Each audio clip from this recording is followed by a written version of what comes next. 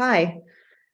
Um, Thank you for the invitation, Dan, to share my spiritual journey with the group. It's been a bit of my name is Jenna, and it's been a bit of a memory lane journey, kind of reflecting on my spiritual journey. And it's been a powerful few days getting ready for this presentation. So I thank you for the invitation to kind of reflect, and hopefully what I share will be interesting to all of you. I mean, and of use in some way. I think that the general theme of my spiritual journey has been a journey from my head to my heart, like in a nutshell, right? And so I want to try to return back to that theme, from my head to my heart, throughout, and that it's an inside job. Is sort of what I've like this great aha. It seems like such a simple realization, but the journey, this is kind of the fruit of the journey to date. So I was born and raised in New York City, and I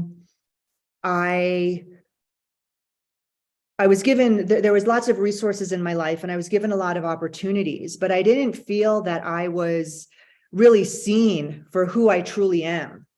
And so I felt that at a very young age, and I tried to meet the outside expectations. And I was successful, I guess, in that, in a way. I mean, but I wasn't happy.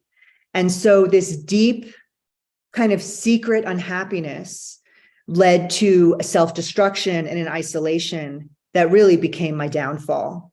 And there's that saying that, pain is the touchstone to spiritual progress. In my own experience and in other people that I know, I mean, in order, to do the work of spiritual growth, it's a work. It's not like I'm touched by, something, there's like a magic trick and I'm like better all of a sudden. There's a work.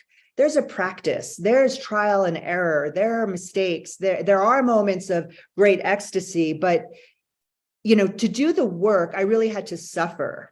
And so while I was kind of living, up until I was about 29, I was sort of trying to meet the outside world and the outside expectations with this deep unhappiness. And my salvation was art. I'm an artist today, but it wasn't in an outward way. It was secret. So I would do a lot of writing that no one would read. I would, do collage. I used to take photographs of myself. This is like before cell phones. So I would get like a disposable camera, remember those? And I would take pictures of parts of my body, have them developed, and then I would cut them up and I put these really bizarre collages together. No one knew I was doing this, but somehow I knew that was keeping me together. It was like my secret. And my work at that time, I received a master's in education, and I was teaching early childhood special ed. So I was in early childhood classrooms where it was a playful art kind of environment. And that's sort of, I think, what kind of kept me alive somehow, but I was in a very, very, very dark place. And in 2000, I found myself, I was in a violent relationship. There was domestic violence, and I realized that drinking had a problem, and I had been to therapy in this dark time, and I was, trying to work things out, but I just wasn't clicking. And it came to me that, the drinking is kind of, is a layer that's keeping me from my healing. So I decided that I wasn't going to drink anymore. And so that was sort of this first kind of spiritual aha. And when I realized I had to do something different, right? If I always do what I always did, I'm always going to get what I always got. I had to change it up. And so I did that. And that was really scary and really hard. And I started that was sort of the beginning of a spiritual conversation. I was starting to meet other people who were living without drinking, and they were able to do that. And I was amazed. And so that was there. And then 9/11 happened.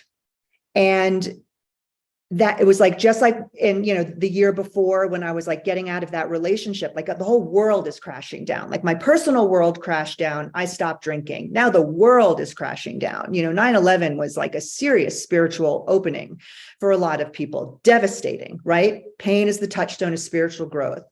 I remember seeing the first tower fall, and I had this thought that if I'm going to die, I want to live more truthfully. Like I knew that I was still living in secret in some kind of hidden place of myself that wasn't being seen. And I didn't want to die. Like if the world's going to end now, I'm not realized yet. I want something better. And then a little bit after that, I went to India. 9/11 freaked me out. I didn't have my usual support of drinking. I had new people in my life, but I wasn't really trusting them. And a guru had come to New York City and gave a talk. And I said, this is what I want to do. And I went to India.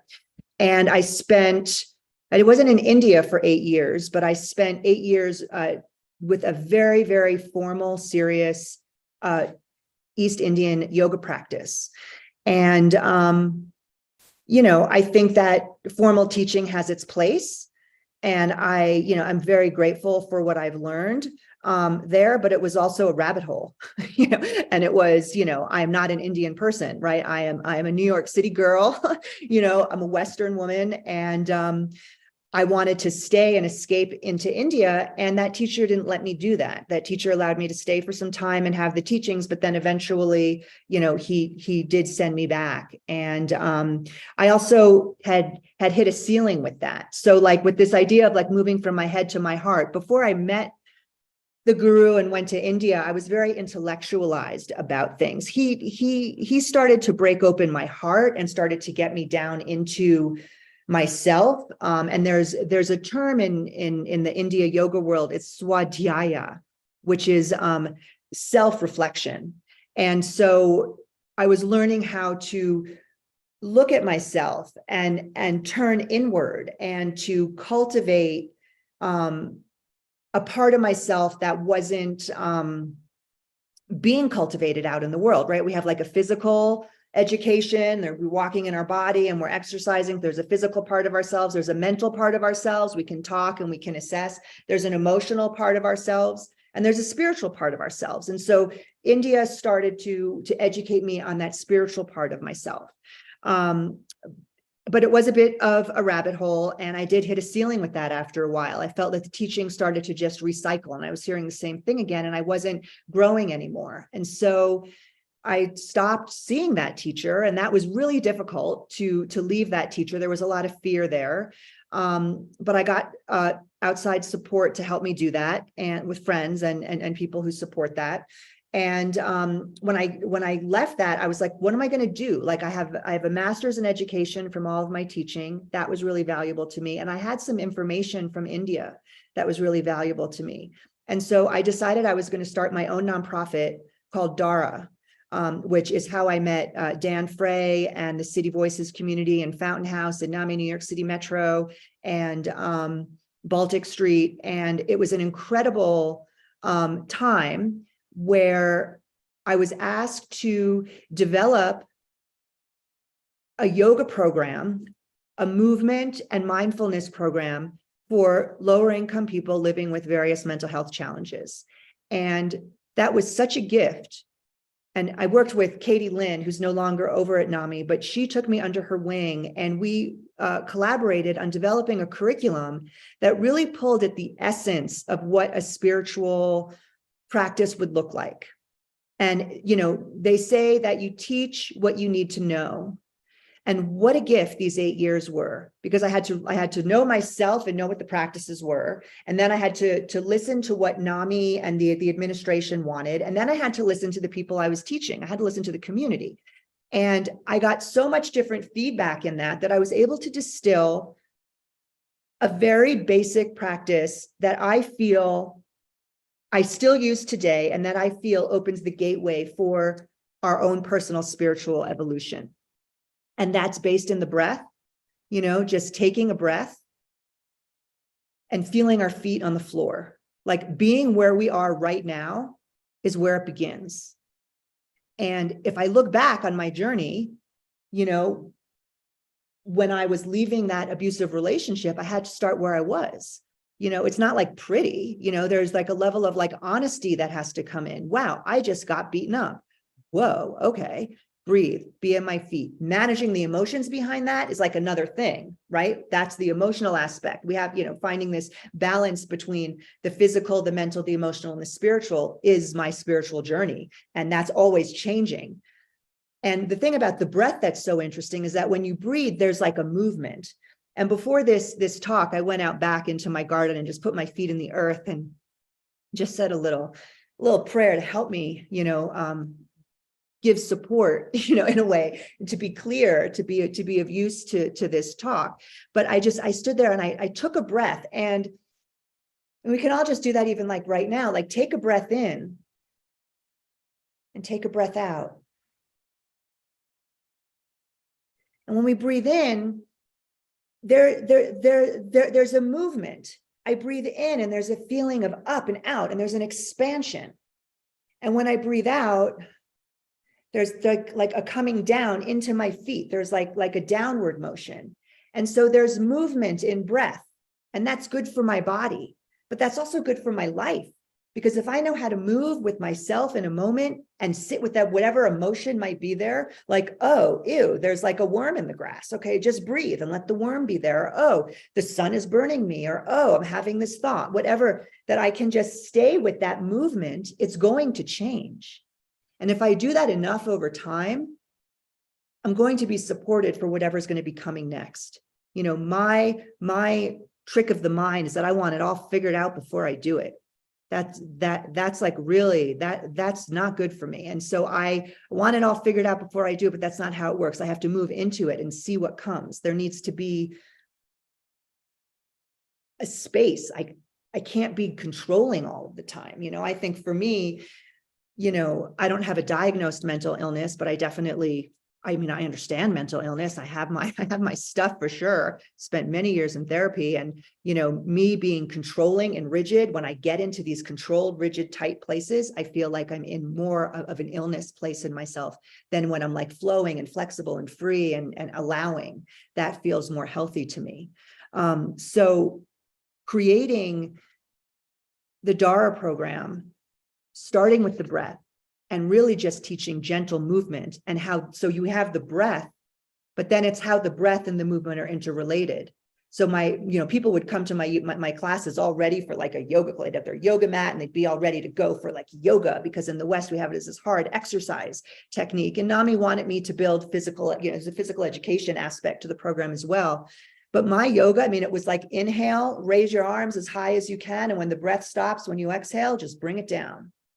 And as you inhale, maybe you can go a little higher the next time, or maybe not. You're inhaling and you're exhaling, and you're rooted in your feet and you're moving in your body. There's a connection, and there's a sweet spot in that. And teaching that over and over and over again, and helping people understand that over and over and over again, was transformative for me. You know, I think that, you know, there's a part of me that wants like the dramatic drama and the wow of a spiritual awakening, but man, it can come just sitting and taking a breath. You know, it doesn't need to be all these like these sparkles. You don't have to have certain things. You don't need to go to India to have a spiritual awakening. It can happen to you right now in your apartment, right where you are. You don't need all of this, you know. I thought I did, and I wanted it, but the more that I taught and the more that I offered, and the community that was generating around this work was just, it was amazing. And so distilling what the essence is of a spiritual practice to bring an opening invitation for spiritual awakening was really sweet. The essence.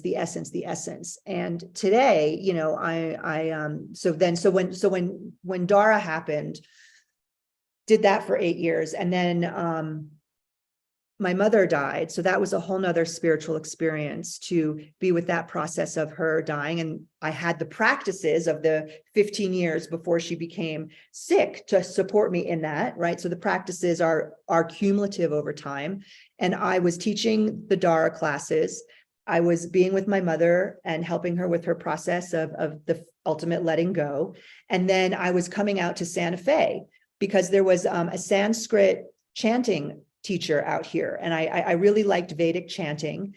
And I, came out here for this chanting, and I was doing that. So I had the support of Santa Fe, which is a place I wanted to move to 25 years ago when I was in college, but didn't have, I didn't know how to do that then because I was in my dark, twisted place. I was like, okay, so I was coming out to Santa Fe. So I was having the support of this place where I now live, learning about this, having these Sanskrit chants, which was basically just chanting to the elements, to the fire, the water, the air, the space, the earth, like honoring these elements and recognizing these elements in our own self. So there's this relational aspect to my understanding of spiritual growth, where there's like it's an inside job. I have to do the inside work. I have to be able to sit with myself, knowing that things are going to move and be okay with where I am in a moment. And there's this other thing that's going outside, but it's inside of me as well. And I have to find, I choose to find that relational point. And so that was all happening. And then when my mother died, that was a very profound spiritual experience, and really profound. And then I decided to move to Santa Fe and to be here full time. I wanted to move between Santa Fe and New York. My students were all like, "Are you moving to Santa Fe? You're spending a lot of time. What's happening?" And I was like, "No, I'm going to be here." And I just decided to ultimately live here. And, because of the support of the practices and this ability for myself to be present in this moment, accept what is, be grateful for what I have in this moment, and walk into the unknown a little bit, a life has manifested that is full and supportive of my truer self. I feel seen now. So there was something I wanted to share about the India days. Part of what was so important about that, there's this other Sanskrit word, it's called darshan. When you go to see the guru, you're receiving darshan. And this is something that people want. And it's like a blessing to receive darshan. So darshan in Sanskrit, it means to be seen. And I think, because I wasn't seen as a child growing up, and I was living kind of an external life, and I wasn't living my personal truth, that made me sick. The healing started when I was receiving darshan, being seen by the guru. And then when I left that, I was starting to be seen by the mental wellness community in New York. I was seen to have something to offer the community, and there was faith in me to share my practices. So I started to do that. There was this being seen. And that enabled, and then I was seen by my mother finally when she was dying, to be able to have her see me and me see her, and to be present through that very painful experience was transformative. To now be in Santa Fe and to be seen as an artist is another way of being seen. It's like, and now I can see myself. It's like there is something to that, but it doesn't need to be by some otherworldly guru person. I think when we see each other, and I think I started learning that when I was working my Dara program, and having students with me, and students who are really interested in what I had to say and what to do, I was seeing them and they were seeing me, and we were being healed, and we were having a good time. And we were like in a realm that felt like not like another dimension. It's not like some tripped out woo-woo thing, but we were definitely connecting at a different level of what connecting could be. And it was deeply healing. And I couldn't have known that without my visit to India. And so I've come back to tell people you can do this with each other. I guess that's what I was kind of trying to do with my Dara program, to bring that experience. And I think, that to some extent that was happening. So I was talking about that program really articulating what the essence is of spiritual practice, and what I do today as an artist. And so I go into the mountains of New Mexico, and I gather the earth, and I wash it, and I prepare it into clay. And then I build with that clay that I've collected, and I don't use any machines. I'm like, coiling and pinch potting. And then I fire those pieces in a fire that I build. I chop the wood and I dig a hole and I fire those pieces. So my process is the very same thing I was doing in terms of, looking for the essence. I'm working with the earth, the water, the fire, the air, and the space. And I'm creating new relationship with that. And then my work comes. I've now taken that into the painting realm, where I've realized that there's colors in the earth, and you can gather the earth and you can grind these colored rocks into paint, and you can make paintings with them. And so it's this whole other, the same thing, different form kind of idea, whereas I'm still interested in being seen, and I'm still interested in the relationship, and I'm still interested in the essence of things. But I'm not doing that on a mountaintop in India. I'm doing it at the bottom of a mountain in Santa Fe. It's like, it's so interesting. And I didn't ever plan to do this. This has happened, because I have been seen, and people have, because I'm also allowing myself to be seen. So that not being seen thing, I have responsibility, because I had stayed hidden for so long, for whatever my mental twists have been, right? But as I started to be seen, I started to show myself, and the relationship starts to come. And my teacher, the man who's taught me how to work with the earth in this way, his name's Clarence Cruz, and he's from Ohkay, Owingeh, Pueblo. And to have had a teacher, a Native American teacher, teach a non-Native American person these techniques. I'm not the only non-Native student he has. He does do that. It's a blessing, and that I was able to recognize the value of what he had and be able to show up for that, because I also feel that in a way he's like a spiritual teacher. He lives it within his work. And for me to have living teachers around is important for me. I like that. I like sitting in conversation with people who are resonating in the spiritual realm in some way, and especially those people who are living in a practical realm. Because I don't want to be, I did used to want to be out of the human realm and just be out in the ether, but that's really not my purpose in life. And I'm here now, I'm making art. I don't know. And maybe I'll be teaching again. I don't know what it's going to look like, but the art practice, there is an intersection for me, and there has always been an intersection for me between the art practice and the spiritual practice. And, it can be very basic, right? There's that saying, before enlightenment, chop wood, carry water. After enlightenment, chop wood, carry water. It's like, you're doing the same thing. Very simple, these basic tasks, but the quality that comes, the attitude that comes, the realizations that come in those monotonous daily tasks is different. When there's, for me, it's having a relationship and a connection with that spirit side. It's just like I go to the gym to make my muscles strong. There are practices that I do to make my spirit strong. There's other things I do to make my emotions strong, and other things I do to make my mental health strong. Like it's like that. And I think it's a shame in our society that we don't teach about the spiritual side. And now that's turned into a commercial thing, and it can lead people down the wrong path. That was very important to me when I was teaching in Dara, to give very pure, simple techniques that weren't going to harm anyone, and that wasn't going to lead anyone down a rabbit hole. That could just be, if you just know these 6 things and you just do these 6 things, like, let them reveal to you what is next for you, not to be putting on someone's outside program, because the outside program doesn't work. It's the inside. And, developing that faith, that I'll be carried into the next place. There's decisions I've made, in these 23 years that have also been maybe not so good, but, I'm okay.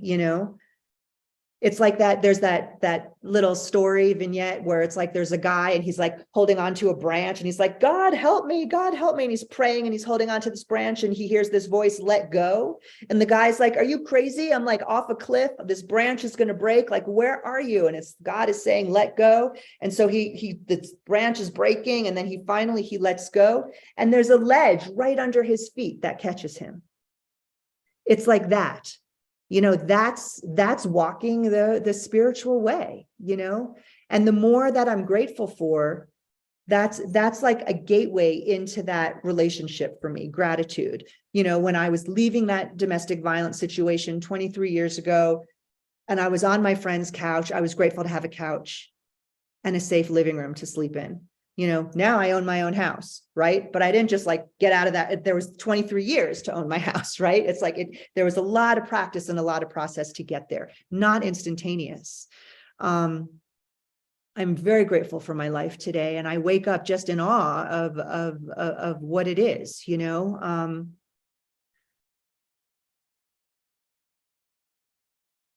When I was with the guru, we would sit and have like question and answer, not just me and him, but like many people, we would sit as question and answer. And one day someone asked, what is grace? And his answer just sticks with me. And I'll close with this, and then we can open up for shared conversation. So he said, grace is like the sun. It is always shining. Sometimes it's night. Sometimes it's a cloudy day. It's always there. My job, your job, he would say, our job is to be ready when the sun shines. That being ready is the practices, the daily practices. So in this example, it would be when the sun is out, leave the house and stand in the sun. It would be cleaning the windows, keeping the shade open, right? Opening the window, being ready for the grace to come. It's not up to me when the grace is going to come, but having a daily practice, being in my heart, from my head, getting out of the head, the imagination of what that is, being in my reality, being in my feet, being grateful for that, taking care of what I need, which means, if it's a breathing practice and a movement practice, it's what I'm eating. It's the people I'm hanging out with. It's the situations I'm putting myself in. It's the environments, like all of this, right? This swadhyaya, this self-reflection. I have to discern and make choices for myself. All of that is just getting me ready for the grace to come. And when the grace comes, stepping into that, knowing that I will be held. And that is my experience of my life. I mean, it is unbelievable how much change has happened. And it's a good life. It's not what I would have thought 23 years ago. And I feel the blessings, and I'm full of gratitude, and I'm seen, and I get to share that. So I thank you so much, Dan. I so appreciate this invitation, and I look forward to hearing from all of you. Thank you. All right. Namaste. So that was awesome. So there's so many questions I'm sure so many comments are all percolating inside us. I found it very inspiring. I'm sure everyone else did. And if the spirit moves you, please come out, unmute yourself, and speak to Jenna. Jenna, that was a marvelous story. I have one question for now.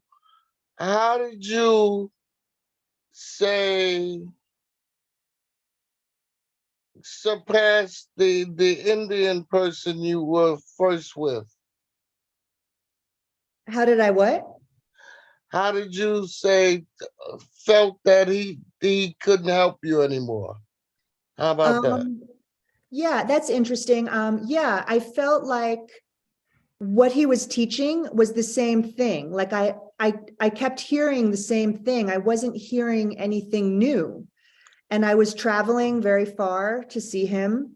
And I was spending money to sit to hear him talk. And I just felt that like he had given me what it was, there was, yeah. No progress. I Okay. had stopped progressing. Yeah. Yes. Right. There was progress, and then I stopped. And yeah, that's like a really good point, because like we can only know that for ourselves, right? So something can work for a little while, and then you need more. Yeah, right.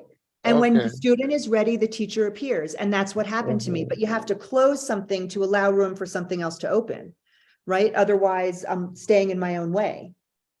There are people that are still with that same teacher, and that still works for them. Jenna? That was a marvelous journey, Jenna. It is. It continues to be. Yeah. Thank you. Hey, Jenna, and just before I ask the question, I just clarify, David's your dad, right? Yes. Okay, so this is for either or both. David, I guess as her dad, how did you participate in this? In other words, I have a daughter. I can't imagine if my daughter ever got into a relationship where she was being abused like that, for starters. I'm not sure what I would do. And sex, so it had to be difficult for you as well. So how did you support her, or what part did you play in this transition, in this healing? You're muted, David. Hello, am I alive now? Yes. Uh, this abuse, unfortunately, did not occur in New York City. Or if it did occur in New York City, it really wasn't communicated to me as seriously as I was then. Mhm. But once I knew about it, I got very, very upset. And I wished her so much help that eventually she got out of it, and she has turned into a lovely lady as she is now. And I think I realized many years ago that I should support her in any way possible. And I've done that. I plan to. And I would think the most important thing that a father can do is to support their children.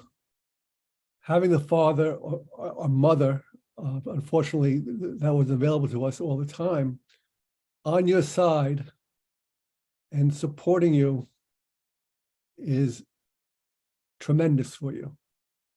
And personally, to hear her, Jennifer, go through her story today made me cry.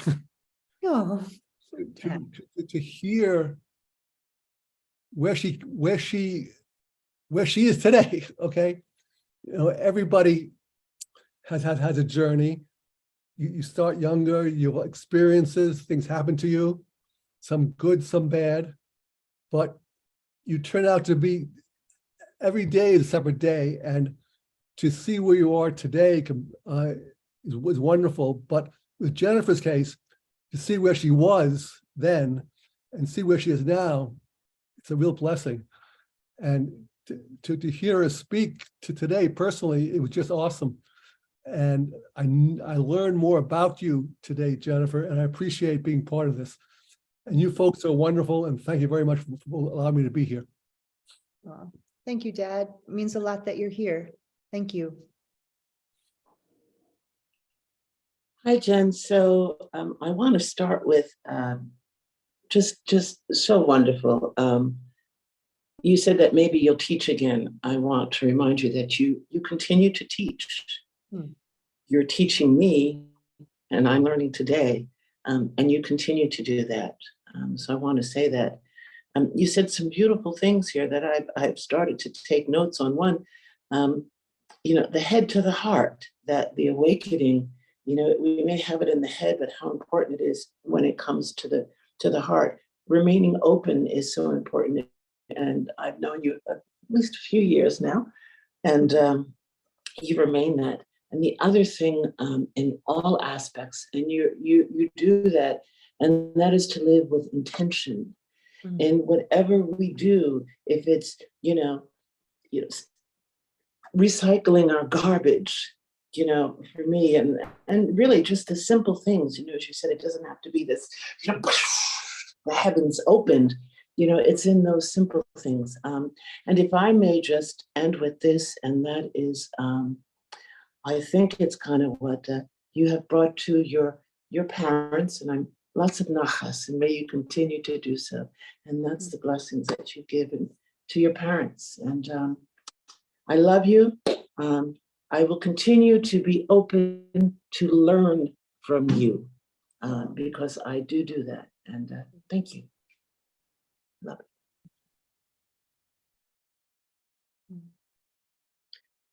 it. I met Jenna in 2017. I just looked it up.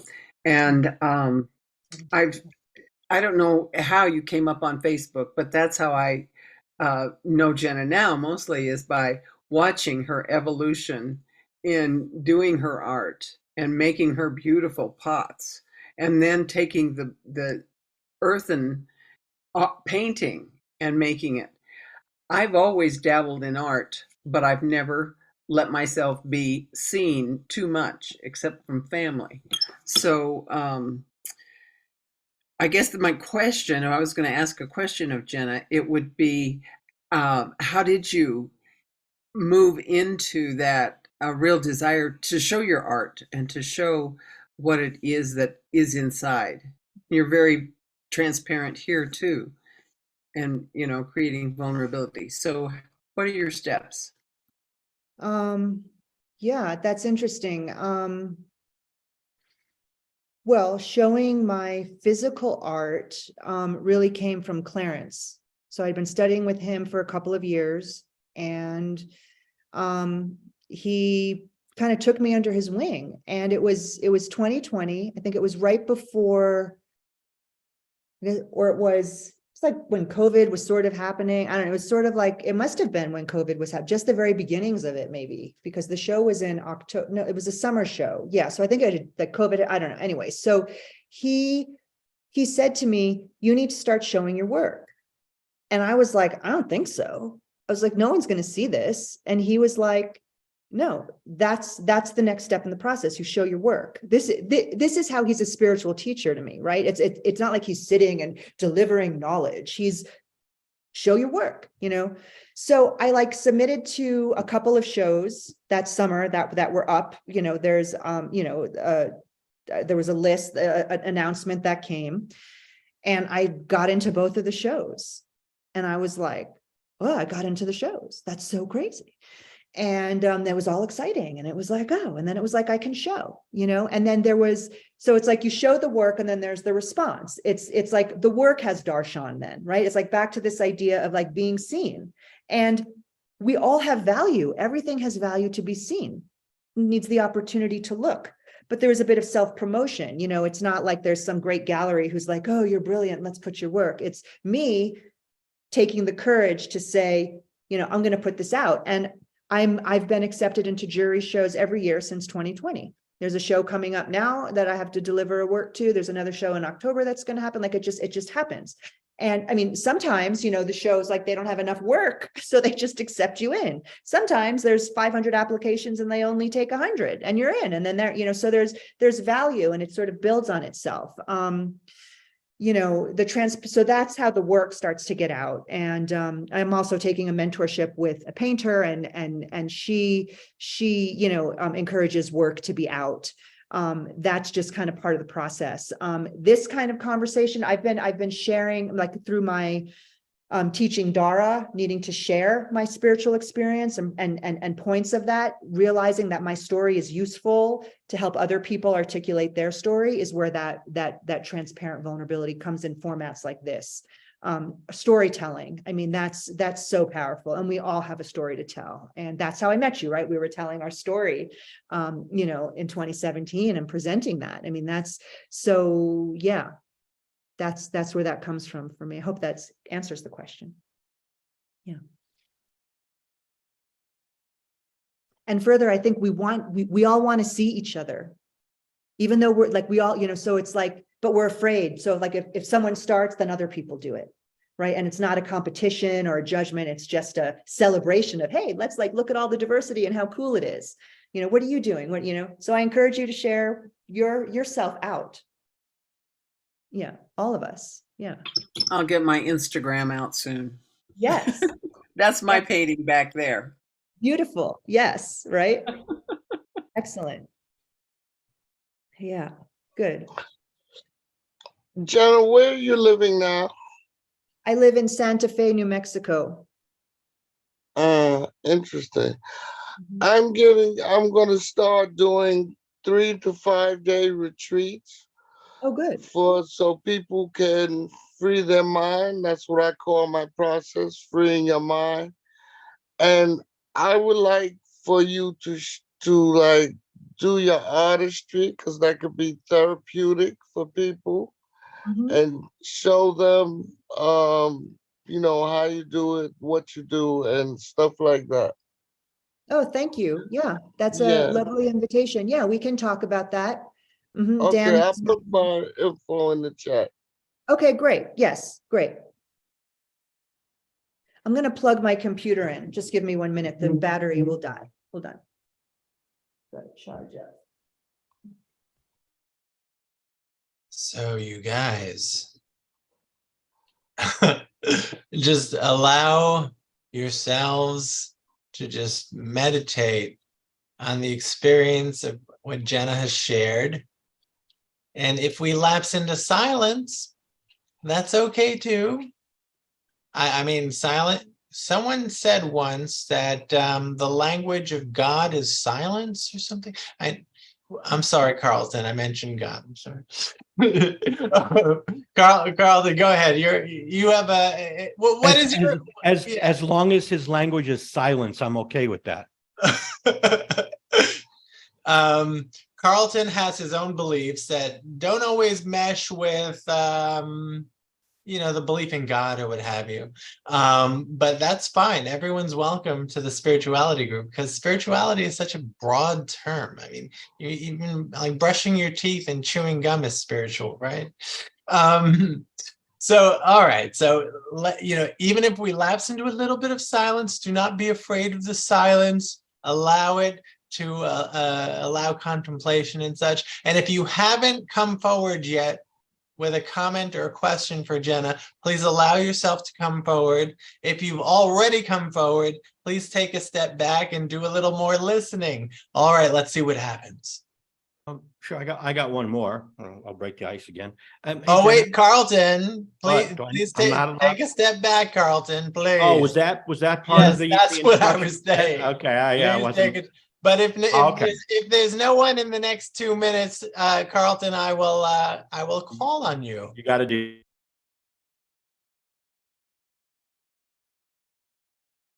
All right, you guys. I hope you enjoyed that silence as much as I did. Carlton, you're up. Go ahead. Okay, well, okay, now I got 6 questions. So, hey, Jenna, actually, I do have a couple.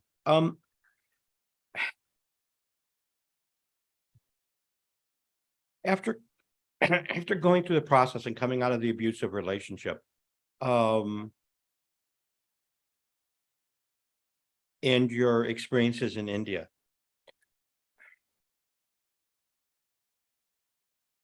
I'm not sure if I have the correct word here, but do you consider that portion of your life where you were experiencing that abuse to be healed, if that's even a thing? And if so, or if not, what does being healed, what does that look like to you? In other words, is there an end to that process where it is something that has simply been absorbed and dealt with, and it's just, like any other memory in your past, and it doesn't affect you? Is it something that you feel is going to continually require work and attention to keep in its place, I guess, if you will? And I guess the obvious one too is that experience going to, or does it, or has it adversely affected new relationships that you may want to try and build? Those are the 3 main ones. The last one's sort of an aside. You mentioned Dara. There was a nonprofit. I couldn't find it online. I found one called Dara INT, but that's in where is that? It's in Madrid. I don't think that's the one you were talking about. So anyway, there you go. Wow, great question. First, Dara is now defunct. I closed that in 2015 when I moved here. I decided that I wasn't going to keep that work going. It does have a Facebook page that's still live if you are on Facebook. And there's some videos there about the 6 weeks to wellness program. And if you scroll down, there's some, it was up for 8 years or whatever. So you can look at some practices and some things, but yeah, the organization is no longer around. But the curriculum is still alive, and who knows what might happen. So that's that. So there is a Facebook page with that information. And your question as to healing, and is it like permanently healed, or what does that look like? That is really interesting question. I do think that the abuse that happened, that 23 years ago, that relationship that I spoke of, I believe that is healed.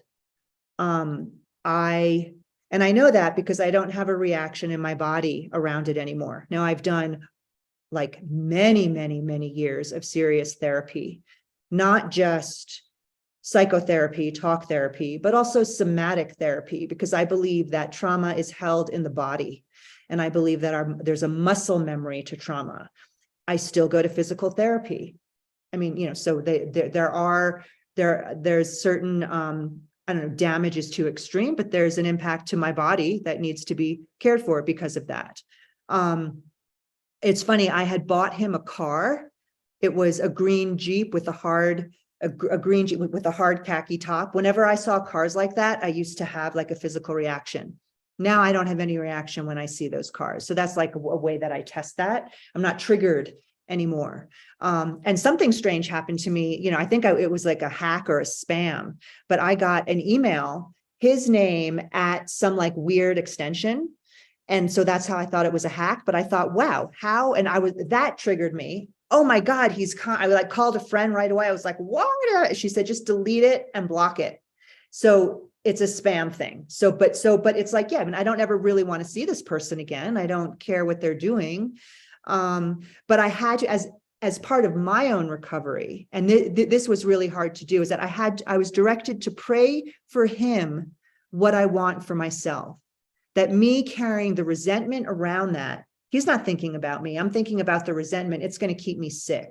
So that was a really hard kind of boulder to kind of climb over to get to the other side of, but that has proved helpful. I can be in my life, and I hope that he's not abusing other people. I didn't call the police on him. I don't know what has happened in that, so I can put prayers, but in that respect, with all that to say, like around that incident, healing has happened, how it affects current relationships, because it was an intimate relationship. It's been difficult for me in intimate relationships to really, it's like to go into someone or to ask someone for love and caring, because when I did that, I would get hit. Right. Or it would be like on their terms or something. So it's like, so the partner that I have now is very simple, very grounded, very supportive, doesn't do that at all. And if I get into a place like that, I can talk about it. And he'd be like, okay, it's not that, come here, so it's there. So, I mean, it's also an aspect of my life that brought me into the beginning of my healing. And that man called me an artist. I didn't know I was an artist. He said I was an artist. He was an artist, it's like it wasn't, and there was good time there too. I mean, it's interesting. And of course, a lot of creativity has come out of the suffering. So that I wish it didn't happen. I mean, I'm alive. Some people don't live, right? I mean, it can, he could have killed me, right? I mean, it's like, so, there's that. But this idea of what healing is, and what does that look like, and how does that manifest? It's like in the spiritual realm, which I'll also just do a side here, where spirituality and religion are different, right? So like God or energetic force or enough belief in whatever you want, it's spirituality and religion, I really understand is different. And the guru also explains it like this: spirituality is the banana, religion is the skin.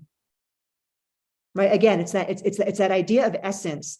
And a spiritual journey is so deeply intimate. Whatever relationship you have with whatever you call that spiritual aspect, which has we're quarter physical, quarter mental, quarter emotional, quarter spiritual. It's an equally put. Whatever that spiritual aspect is for you, like you get to define that for yourself and cultivate that. What's most important is to have a relationship with that. Personal for you, intimate. No one has to see that. You have to see that. And then that gives the strength, to find like other community who resonate in that way. It doesn't matter. We can get lost in semantics, then we're twisted up in the mental aspect, right? That's a disservice. So anyway, back to this thing about healing is that, you know, I believe the spiritual realm is ever expanding, and there's other aspects of healing. So like when it's like pulling layers. There's this term like, you know, the layers of the onion. There's more and more and more and more and more to do. The more centered and present I can be in this moment, the more full of light, like it doesn't like end. Then there's like another aspect that can happen.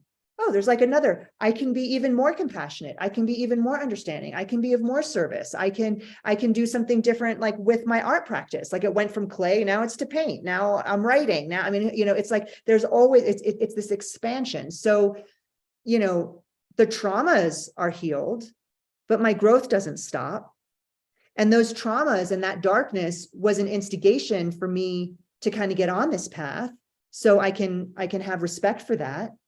I don't think it's necessary to have serious trauma or to have like the world blow up. I mean, COVID was a spiritual awakening. Like why, you know, it's like we're human, and this seems to be a path for a lot of people. Okay. Accepting, being honest, all of this, and just continuing to grow into it. But I do not attract people like that anymore. The people that surround me, you know, my circle, very supportive, artists, spiritual people, high level learning, people who want to have conversations like this. So like those kinds of people, because I'm literally vibrating at a different level because of my spiritual practices, I attract something different. So abusive situations, manipulations might come. Not everybody likes me like that, but I'm not in any situation anywhere near that that level. Does that answer your question? Yes. I did have one quick follow-up, if Dan will permit me. Yes. It's just that last thing that you said there, in that you don't attract that type of people anymore. And I think I know what you might say here, but I'd rather have you say it. Do you feel that this attraction of a different type of person, or not attraction of the same type of person, is that an active or passive thing? In other words, is it because you recognize that personality type and when you see it, you go the other way? Or is it more of because you are a different person, those people tend not to hang around you or try and take advantage of you? I think it's both. I think that, you know, I am a changed person. And so, you know, I mean, I have boundaries and I'm much more clear. My voice is more strong. You know, so I think there's like just a general way that I am, that people won't come up to me or whatever, or like they don't see me. But like people who are manipulators and people who are abusers really look for people who are weak. Right. And so like so it's like, I'm not weak anymore. You know, I know who I am. I'm good with who I am. I'm, you know, being able to be by myself. You know, I think, you know, that's part of a spiritual practice too, to be able to be by yourself and know who you are. It's very important. That becomes like, it's not like an armor. I don't feel like I have to protect myself, but it's like part of who I am. And I can see people, you know, someone wants to like manipulate something or has kind of a vibe on them. I can, hello, okay, goodbye. Like, I don't have to engage that. So I am making choices, you know, but I'm also appearing in a way, you know, I really appreciate that. And you sorry, Dan's gonna beat me up later. But I was talking to a woman in a Zoom just day before yesterday, a woman probably in her mid 50s, late 50s. And she was expressing this idea that every time she meets somebody, right, ends up being a bad relationship. And I stuck my neck out a little, and because it's funny because you just mirrored almost what I said to her. You know, I said, you know, and I didn't know this woman really at all. And I said, but you know, I said, my first impression of you, you're very nice. I said, first of all, you have this sort of trembly quality to your voice, this kind of cracked, tentative quality to when you talk. And I said, and I think it comes from people who are intelligent a lot of times. I can kind of hear you're thinking and processing while you're talking, which makes your speech very tentative, and you're very cautious about what you're saying, and your body language is you're very kind of hunched back and arms around. I said, I mean this with the greatest empathy, guys. I don't mean this to be mean. I said, but when I first meet you and I look at you, you come across as a victim. That's what I see. You're passive, you're timid, you're portraying that, not intentionally maybe, and it's not that it's your fault, but it's just a matter of that's what you. And I said, and I don't know for sure, but I suspect that might be part of the reason.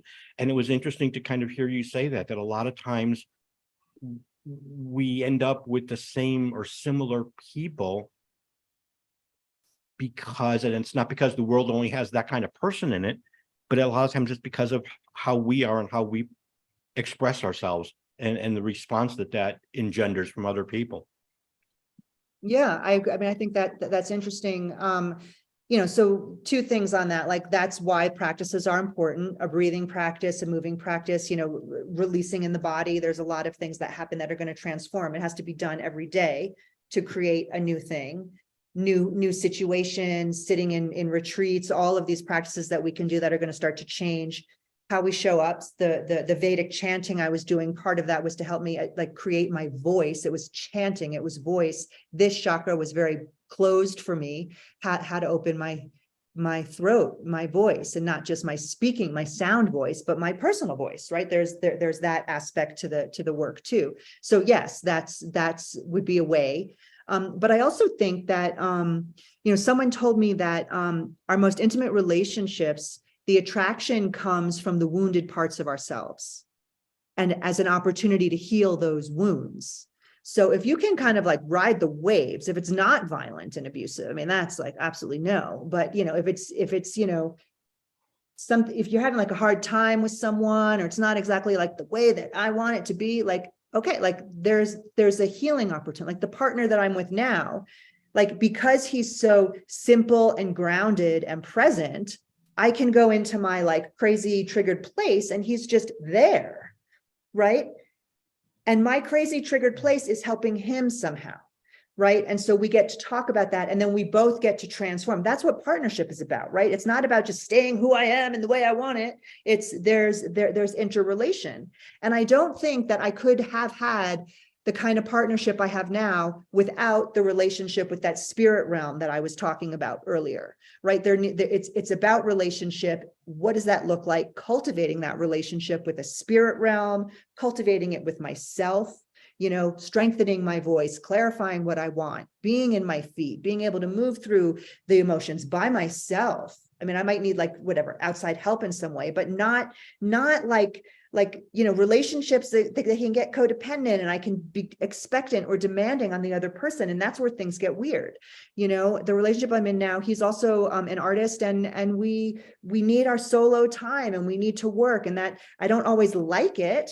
I want more relationship time, but this is good for me and it's good for him. And we have our time together, and it's a whole nother way than I could have known. Right. So it's like, I can't figure it out before I do it, but I know that there's love there and that it's going to be hard. Relationships with another is a whole nother realm of like spiritual growth, right? It's like, so do the self first and then, yeah. All right. Now, we haven't I have a heard, question. Chaplain, please take a step back so we can hear from other people. I'll get back to you though, if no one else wants to come forward. So we haven't heard from Francine or Stan. I know one of you, of the two of you, pretty well. And I know that one of you loves to talk about relevant things, but either one of you, if either one of you would like to unmute and participate, we would certainly appreciate it.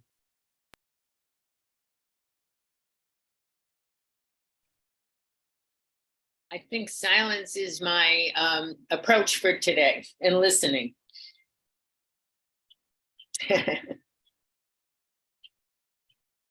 I was reminded earlier of Mark Twain's words that to leave one's mouth shut and be thought a fool is probably better than opening it and removing all doubt. Anyways, I've been listening rapidly, Jenna. Thank you. I joined in a few minutes late, but I appreciate the organic way that things have unfolded for you, the way of kind of moving into the world and both accepting and opening up. I don't know. It just kind of happens to us, it seems, and you allowed that to happen, and it's worked well, and as it often does. And I appreciate hearing your story. Mine's different. I sometimes think I've come to the same place. You know, the Navajo. I live in Winnipeg, in Canada. We have, among others, we have Ojibwe Cree. There's a large indigenous population, and they have taught me a lot too. I've been blessed, you know, to be considered a relation, I guess, since I moved to the city in the 70s. So I've made friends and I've adopted a lot of the teachings. But the Dene people and the Navajo people are cousins. They speak the same language, and I found that so fascinating because they're so geographically removed from each other, and yet there's this connection between our people here, our Dene and the Navajo, where you are. I love. I was in Santa Fe many years ago. If I was gonna pick any place I'd want to live, I think that would be it. I love that. I love that feeling of history. Everybody. I don't know. It was just a really beautiful place to be. And the desert, of course, has its own beauty, and again that connection to Mother Earth and everything else that happens there. I did look at your website. I like the way that you gather. I hadn't considered this, but the way you work with clay, you know, and your relationship to the earth that comes out of that. I find that really powerful. And looking at the pictures, the results can be really beautiful. And again, in that organic way of just kind of, you don't know. You put it in the fire, and you don't know what's going to come out. Which is how I think we need to approach the world. You know, I don't know. I'm going to have to figure it out. That was an early in my own recovery, after accepting my powerlessness, accepting that I would need some help, and then accepting that I would kind of do what I was directed to, and then realizing that I had no idea what was next, and I would have to figure it out as I go. So you sort of put that into your process, which I think is really fascinating. So anyways, really grateful to be here. Thank you very much. Thank you. Is it time now? You've been very patient, Chaplain James. All right, my question yeah. is for Carlton. Carlton, I'm going on the first question that you asked. Did you ask those questions because you have things that you can't quite get over?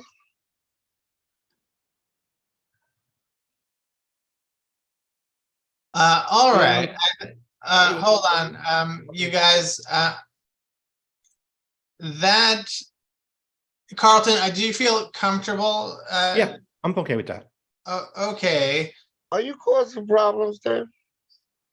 I was wondering if maybe we should avoid talking to each other and just focus on the stories we heard from Jenna.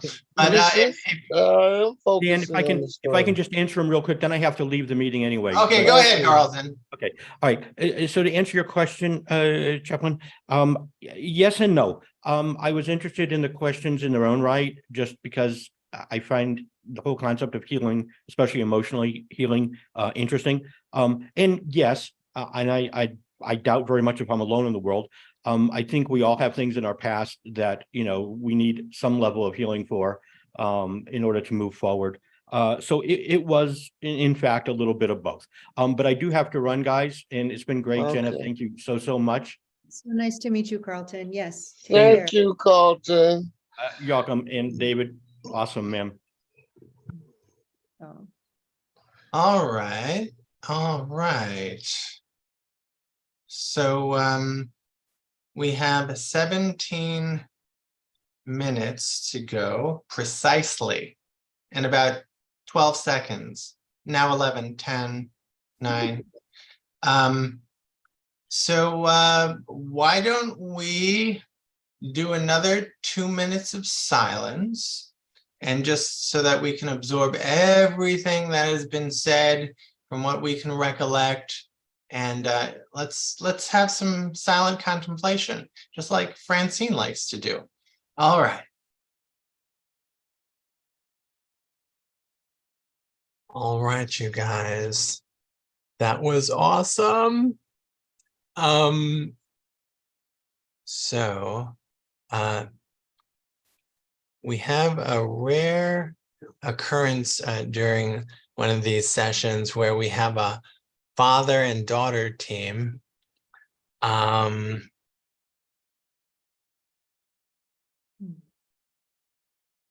don't know, David.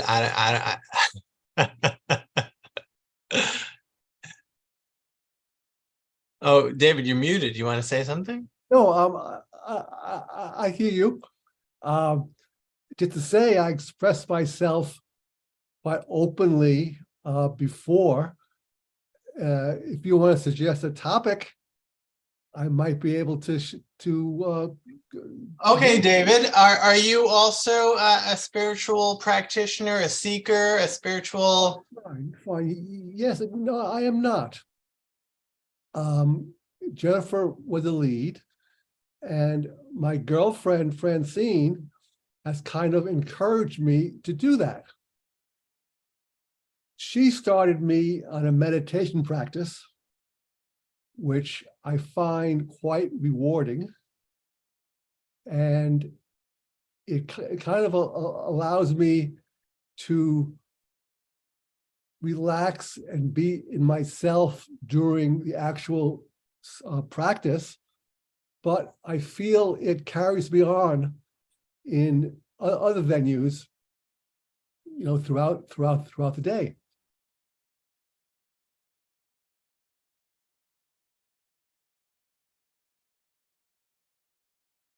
I would say this: my spiritual practice has grown. It was like a seed or something like that. It was in the ground, and I see how Jennifer thrives by it, and the changes, as I said before, you know, knowing her as a little girl, and then seeing her develop now as a full-class woman.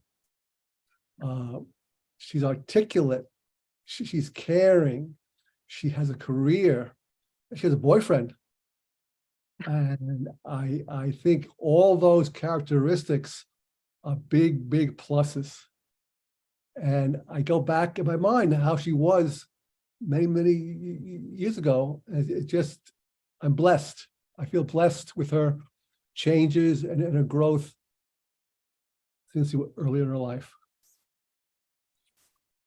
Now, we had a man named Rudy, who I think was, he goes back many years with City Voices. So he may have attended one of your, Jenna, one of your sessions with Dara, the breathing work.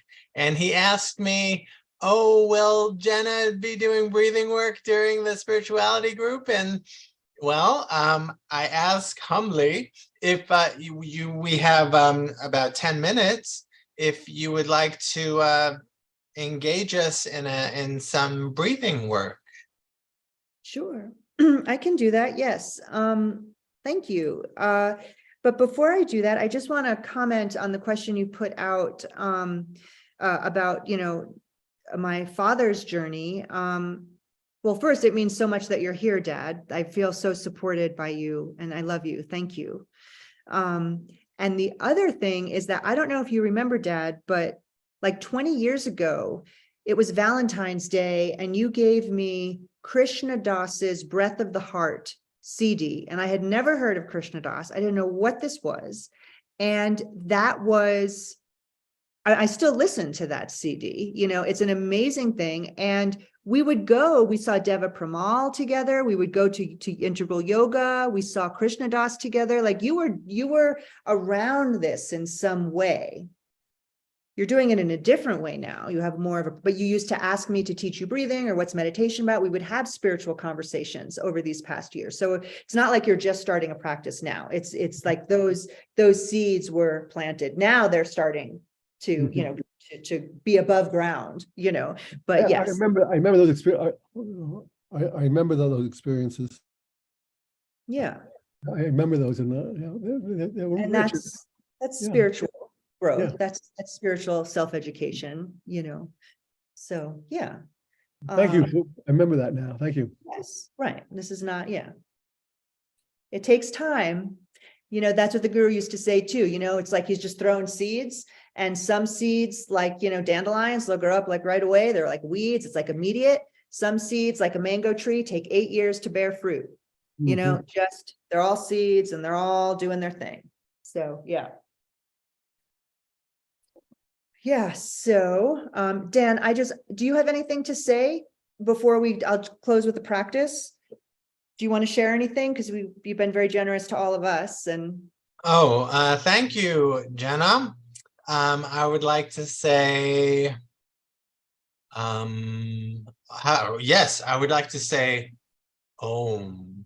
So I'm gonna say Om the proper way, which is Om. Thank you, Jenna. That was fun. Beautiful, Dan. Thank you. That was a good Om for sure. Yeah. And also it's like the O, but then that closing of the lips at the end and just letting that vibrate, come to silence. A lot of people don't do that. Good job. I felt it. Excellent. So because it brings us to that silence, right? Which is what we were talking about today too, that power of silence. And I think the guru was just waiting for us to all be silent, just sit with him. We're all chatty. We just sit in silence and be in that sweetness, you know? Yeah, good. All right. So haven't taught breathing in a while. So this is kind of new, and not new, but whatever. It's good. So let's find ourselves in our seat with both feet flat on the ground, if that's comfortable for you. And the back straight. You can lean back in the chair if that's useful, but try to raise the chest forward so your spine is straight. The spine is an energetic line. So we want to have that moving, connected. And you can just take a breath in, however that is for you, and exhale with an open mouth. Just let it out. Don't be afraid of the sound of your voice, what that sounds like. You can be on mute. Inhale as you will. Exhaling, just letting it out. And again, inhaling.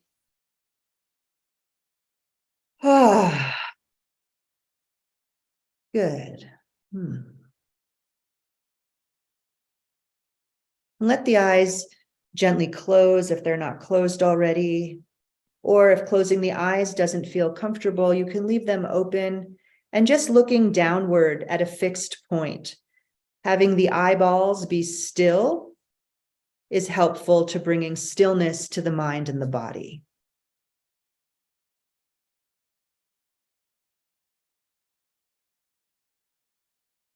And I invite you to really connect your feet onto the floor. And so you can step up on your toes and just pressing your toes just very gently, like a marching in place or a stamping, just kind of awakening the toes. And then the outside of the feet, just marching, stamp, stamp. The inside of the feet, be careful on bringing your knees like this. You can make your feet go outside of the width of the chair, just wanting to just create sensation on the four corners of the feet. And we're going to do the heels. Okay, so we're just getting literally into our feet and into our seat. Just a few times. And then we can put the feet back and flat down on the floor in a comfortable way.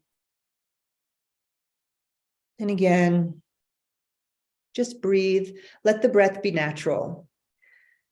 Feel the rhythm of your own breath and welcome that. And as we bring the attention to the breath might deepen. It might change. And it might not.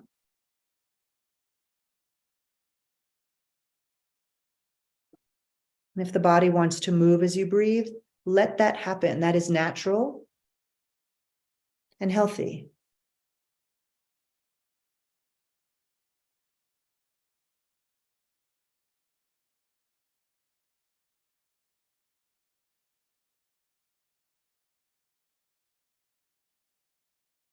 And as you breathe in, see if you can feel if there's a rhythm. Sometimes a counting helps. And as you breathe out, see if there's that rhythm of that. And I can put a count.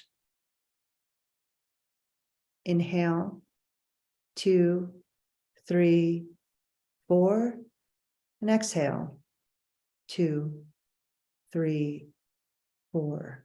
See if you can synchronize your breath to this rhythm, or if you choose your own rhythm, be with that, but keep it consistent for a few breaths.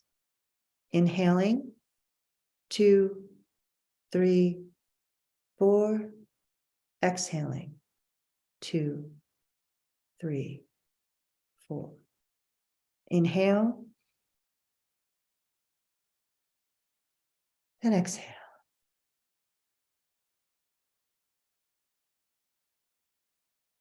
Inhaling, there's a sense of movement upward in the body. The spine might want to go more straight. Breathe all the way up into the top of your head. And as you exhale, a sense of sitting down. Or inhaling an expansion and upward, and exhaling a sense of down and in. Inhaling up and out, and exhaling down and in.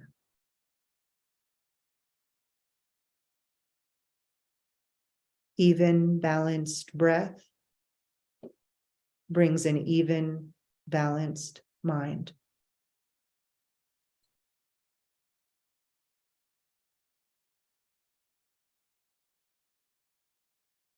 And if it feels comfortable, you can put your hands on your heart center, bringing ourselves into our heart, inhaling in to our hands, and exhaling our hands, following into our body.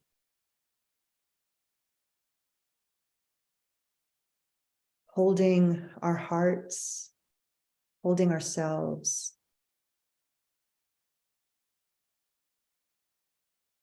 You can give a little massage there, just moving your hands back and forth, up and down, opening, receiving as we inhale, and letting go as we exhale.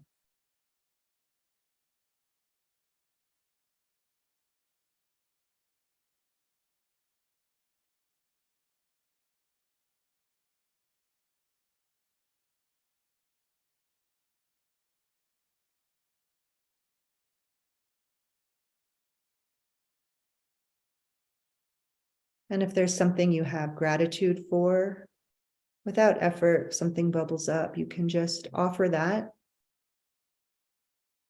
I know I'm grateful for the opportunity of this morning with you.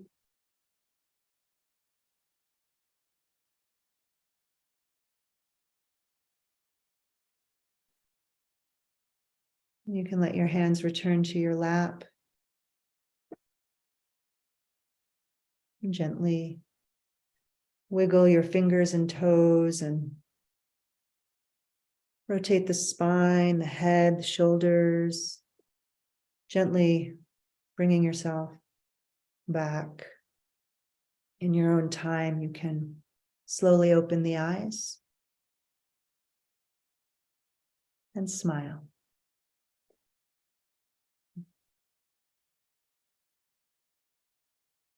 Thank you. Thank you.